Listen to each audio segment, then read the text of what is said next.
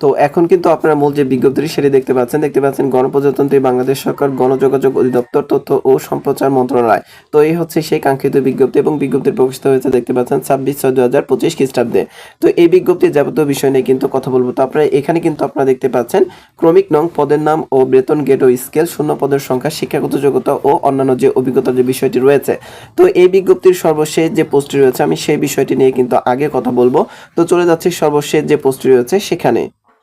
তো এখানে কিন্তু আপনারা দেখতে পাচ্ছেন ক্রমিক নং 14 এই বিজ্ঞপ্তির সর্বশেষ যে পোস্টটি রয়েছে নিরাপত্তা প্রহরী, এবং এখানে দেখতে পাচ্ছেন যে 20তম গ্রেডে কিন্তু বেতন দেওয়া হবে এবং এখানে 26টি পোস্ট রয়েছে। শিক্ষাগত যোগ্যতা যা প্রয়োজন পড়বে কোনো শিক্ষিত বোর্ড হইতে মাধ্যমিক স্কুল সার্টিফিকেট বা সমমানের পরীক্ষা উত্তীর্ণ এবং কথা দেখতে পাচ্ছেন সুস্বাস্থ্যের অধিকারী। অর্থাৎ বিষয়টি হচ্ছে আপনি যদি এসএসসি পাস করে থাকেন তাহলে কিন্তু আবেদন করতে পারবেন।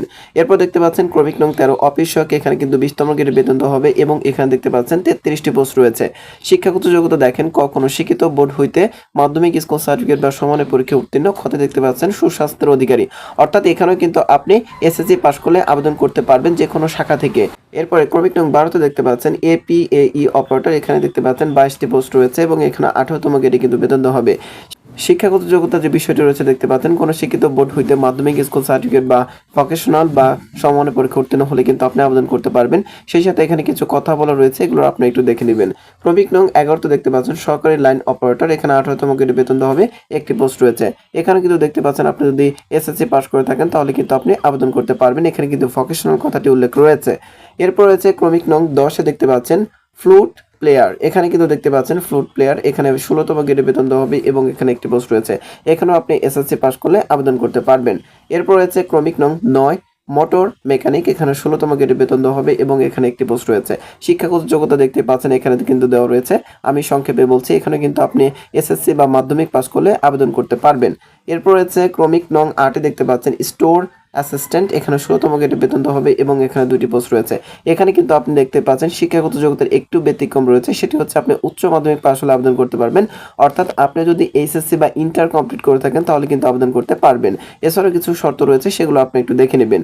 আরেকটি বিষয় হচ্ছে দেখেন যে ক্রমিক নং 7 ঘোষক, এখানে দেখতে পাচ্ছেন 16তম গ্রেডে বেতন দেওয়া হবে এবং এখানে 18টি পোস্ট রয়েছে। এখানেও কিন্তু আপনি এসএসসি বা ইন্টার কমপ্লিট করলে আবেদন করতে পারবেন।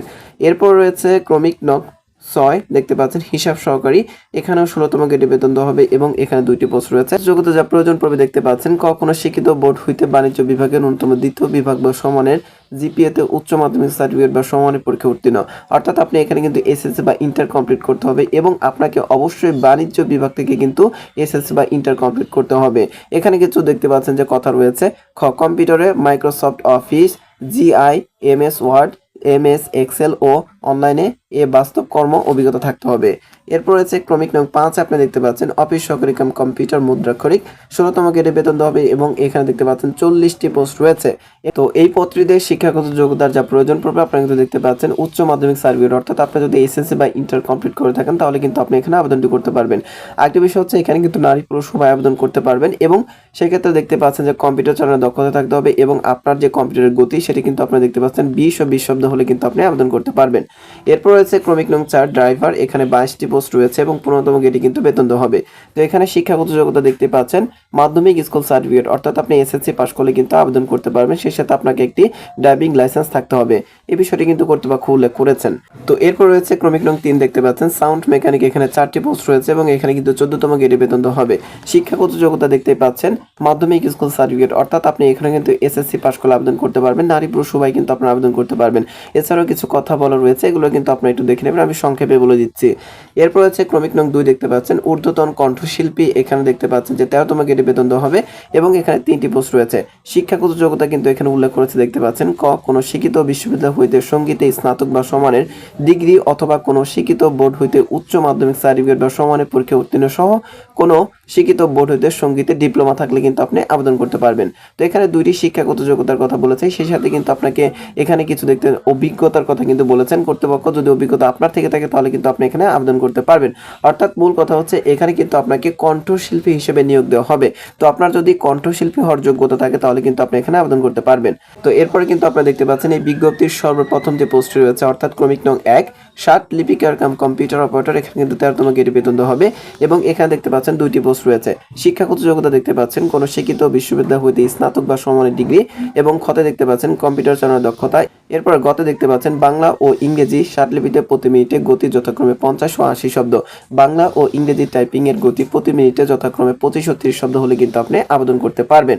তো আশা করছি এই বিজ্ঞপ্তির যাবতীয় বিষয় অর্থাৎ আপনি পোস্টের যে বিষয়গুলো বা আপনার শিক্ষাগত যোগ্যতা কি প্রয়োজন পড়বে, কততম গ্রেডে আপনি বেতন পাবেন, কোন কোন পোস্টে আপনার শিক্ষাগত যোগ্যতা অনুযায়ী আবেদন করতে পারবেন, বিস্তারিত বিষয় কিন্তু আপনি বুঝতে পেরেছেন। তো এখন চলে যাবো আপনি কিভাবে আবেদন করবেন এবং কত সময়ের ভিতর আপনাকে আবেদনটি করতে হবে। তো চলুন দেখে আসি। কিন্তু আপনারা দেখতে পাচ্ছেন আবেদনকারীর জন্য প্রযোজ্য বা অনুসরণীয় শর্তাবলী অর্থাৎ যে শর্তগুলো আপনাকে অনুসরণ বা পালন করতে হবে। তো দেখতে পাচ্ছেন ক্রমিক নং 1 আগ্রহী প্রার্থীগণকে http://mcd.teledoc.com.bd ওয়েবসাইটের মাধ্যমে কিন্তু আপনাদের আবেদনটি করতে হবে এবং আপনাদের সুবিধাতে আমার ভিডিও ডেসক্রিপশন বক্স এবং প্রথম কমেন্টে কিন্তু এই বিজ্ঞপ্তির লিঙ্ক এবং আবেদন লিঙ্কটি দেওয়া থাকবে, সেখান থেকে আপনারা দেখে বুঝে পড়ে কিন্তু আপনারা আবেদন করতে পারবেন চাইলে। এরপর হচ্ছে দেখতে পাচ্ছেন বয়স হিসেবে তারিখ। তো এখানে কিন্তু দেখতে পাচ্ছেন একটি তারিখ দেওয়া রয়েছে 1/7/2025। এই তারিখটা ধরে আপনার বয়স যদি সর্বনিম্ন 18 এবং সর্বোচ্চ 32 হয় তাহলে কিন্তু আপনি আবেদন করতে পারবেন। আরেকটি শর্ত হচ্ছে এখানে কিন্তু শুধুমাত্র বাংলাদেশের স্থায়ী নাগরিক যারা রয়েছেন তারা আবেদন করতে পারবেন এবং আপনারা ছেলে মেয়ে উভয় আবেদন করতে পারবেন। বাংলাদেশের 64 জেলা থেকে কিন্তু আপনারা আবেদনটি করতে পারবেন। তো এই ছিল এই বিজ্ঞপ্তির গুরুত্বপূর্ণ কিছু কথা। আরেকটি বিষয় হচ্ছে আপনি কবে থেকে আবেদন করবেন এবং কত সময়ের ভিতরে আপনাদের আবেদনটি করতে হবে।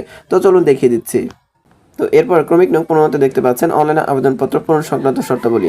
একজন প্রার্থী কেবলমাত্র একটি পদের জন্য আবেদন করতে পারবেন। অতএব একজন প্রার্থী তার শিক্ষাগত যোগ্যতা ও অভিজ্ঞতা অনুযায়ী কোন পদের জন্য আবেদন করবেন সে বিষয়ে সুচিন্তিত সিদ্ধান্ত গ্রহণ করার জন্য পরামর্শ দেওয়া যাচ্ছে।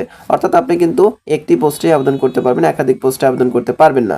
তো এখানে দেখতে পাচ্ছেন অনলাইনে আবেদনপত্র পূরণ ও পরীক্ষার ফি জমাদান শুরুর তারিখ ও সময় 1 জুলাই 2025 সকাল 10 ঘটিকা এবং আবেদনের যে শেষ তারিখটি রয়েছে দেখতে পাচ্ছেন অনলাইনে আবেদনপত্র জমাদানের শেষ তারিখ ও সময় 28 জুলাই 2025 বিকেল 5 ঘটিকা। অর্থাৎ আপনি কিন্তু জুলাই মাসের 1 তারিখ থেকে আবেদন করতে পারবেন সকাল 10টা থেকে এবং আবেদনটি চলমান থাকবে জুলাইয়ের 28 তারিখ বিকেল 5 ঘটিকা পর্যন্ত। তো আপনারা যারা আগ্রহী প্রার্থী রয়েছেন এই সীমিত সময়ের ভিতরে কিন্তু আপনাদের আবেদন করে শেষ করতে হবে। তো এখানে কিন্তু আরেকটি গুরুত্বপূর্ণ বিষয় রয়েছে, সেটা হচ্ছে কত টাকা প্রয়োজন পড়বে। এই বিষয়টা এখানে কিন্তু দেওয়া রয়েছে। এছাড়াও যদি আপনি না বোঝেন তাহলে কিন্তু আমার ভিডিও ডেসক্রিপশন বক্সে যাবেন, সেখানে কিন্তু সমস্ত বিষয় কিন্তু বিস্তারিত আকারে লিখে রেখেছি, সেটা দেখলেও কিন্তু আপনি বুঝতে পারবেন। তো আশা করছি বিজ্ঞপ্তির যাবতীয় বিষয় কিন্তু আপনি এখন স্পষ্ট এবং ক্লিয়ারলি বুঝতে পেরেছেন। তো ভিডিওটি ভালো লাগলে অবশ্যই আমার ভিডিওটি একটি লাইক দেবেন এবং সবার আগে সকল ধরনের চাকরি নিয়োগ বিজ্ঞপ্তি পেতে আমার আনএমপ্লয়েড BD23 ইউটিউব চ্যানেলটি সাবস্ক্রাইব করে বেল বাটনটি বাজিয়ে রাখবেন। ভালো থাকবেন। আসসালামু আলাইকুম।